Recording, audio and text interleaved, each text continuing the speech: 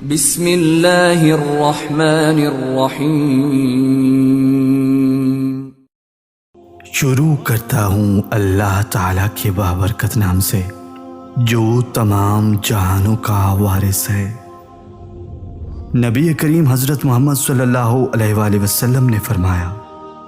دنیا میں ایسے رہو جیسے ایک مسافر کسی سفر پر ہوتا ہے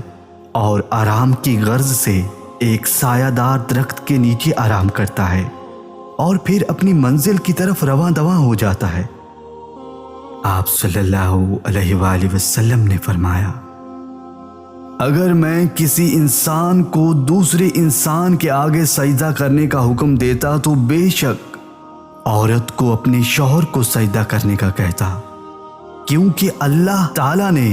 شوہروں کا بڑا حق رکھا ہے۔ آپ صلی اللہ علیہ وآلہ وسلم نے فرمایا،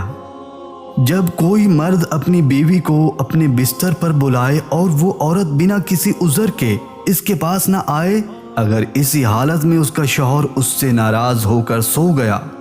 تو کوئی شک نہیں کہ رات بھر سے لے کر صبح تک اللہ کے فرشتے اس عورت پر لعن طعن بھیجتے رہتے ہیں۔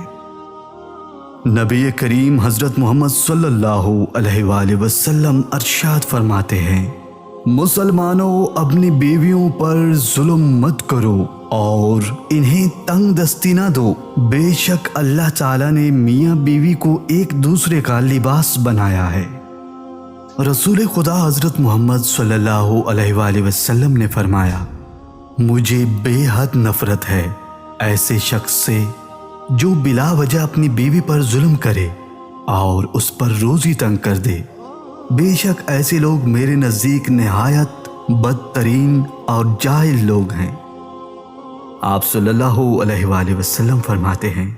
تم میں سے کوئی شخص لکڑیوں کا ایک گٹھا پشت پر لا دے اور اسے فروخت کر کے روزی کمائے، اس سے کئی درجہ بہتر ہے کہ گلی کوچوں میں صدائیں لگا کر بھیک مانگتا پھرے۔